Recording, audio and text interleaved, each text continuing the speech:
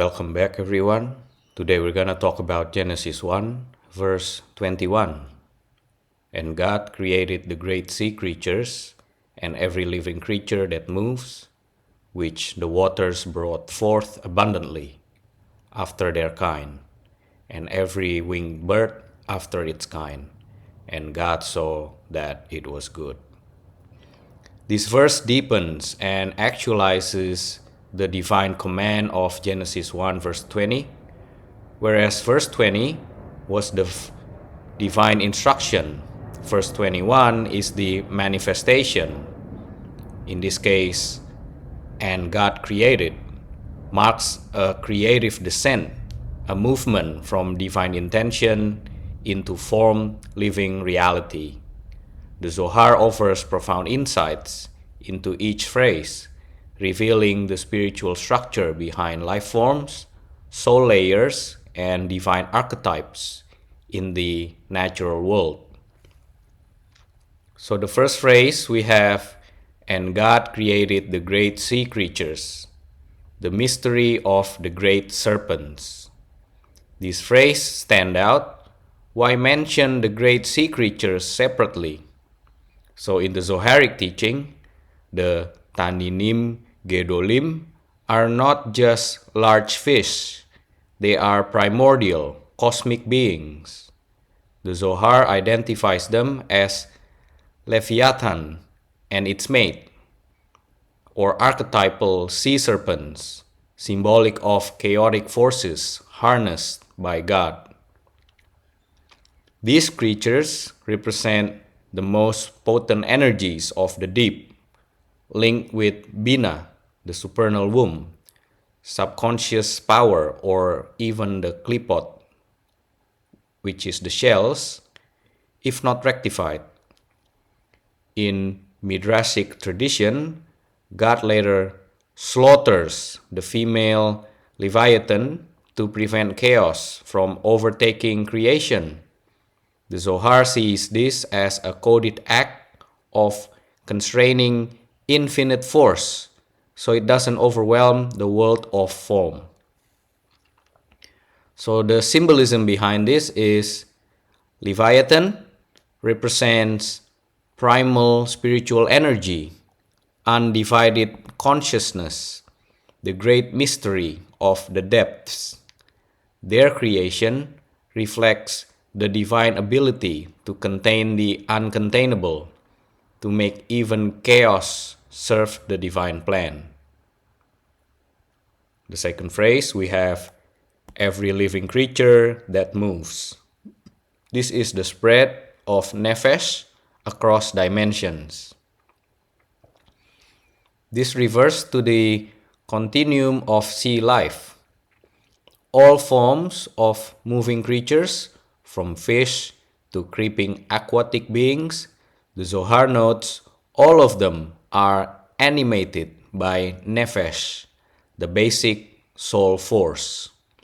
The waters are symbolic of chesed, boundless loving kindness, and from them emerge limitless variety of spiritual expressions in physical form. Movement itself, such as swimming, swarming, crawling, indicates that the divine spark is active, not inert.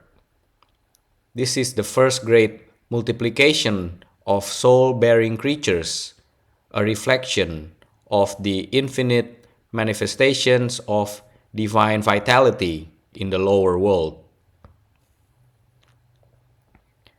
The next phrase we have after their kind.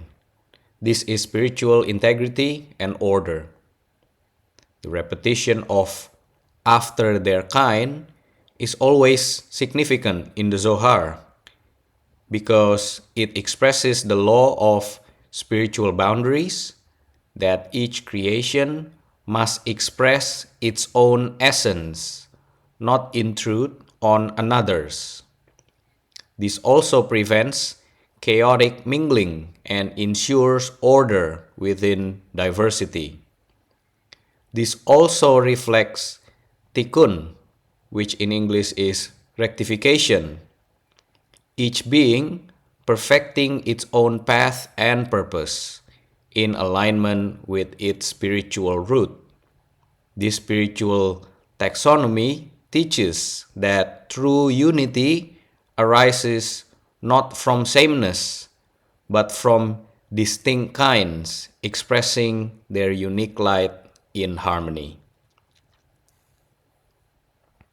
The next phrase we have, every winged bird after its kind. This is soul's desire to ascend. The second half of the verse returns to the birds mentioned in verse 20, but now in manifestation. Birds in Zoharic imagery represent the ruach, the spirit level of the soul, associated with movement, speech, and emotion. Their ability to fly above the earth symbolizes the soul's longing to rise above physicality, to return to its source. The Zohar compares holy souls to birds who return each day toward heaven in prayer, praise, and yearning. The birds are manifestations of spiritual ascent, like angelic beings in physical form. The next phrase we have, and God saw that it was good. This is a harmony of multiplicity. With the proliferation of life, one might fear chaos or confusion, but the Zohar emphasizes the emergence of diverse, soul-bearing creatures, each in their place, ruled by order, balance, and inner essence, is a reflection of divine harmony. The phrase kitov, which means that it was good, affirms that multiplicity is not fragmentation, but a holy fractalization of the one into the many. Creation is good when it flows in alignment with its spiritual root, when each kind honors its own boundary and contributes to the whole. The Zoharic parallel, this is the human soul and the cosmic sea. The Zohar sees the sea as a mirror of the soul. The great creatures represent powerful subconscious forces, both holy and raw. The swarming sea life represents emotional currents, instincts, and desires. The birds above represents elevated thoughts, inspiration, and holy yearning. In this view, every human being is a microcosm of verse 21, containing great mysteries of the deep, swarming life force and the spirit that flies. Our task is to harmonize these levels so that each creature within us moves in divine rhythm. So Genesis 1 verse 21, through the lens of the Zohar, describes not just the appearance of sea life and birds, but the emergence of soul and divine energy in motion.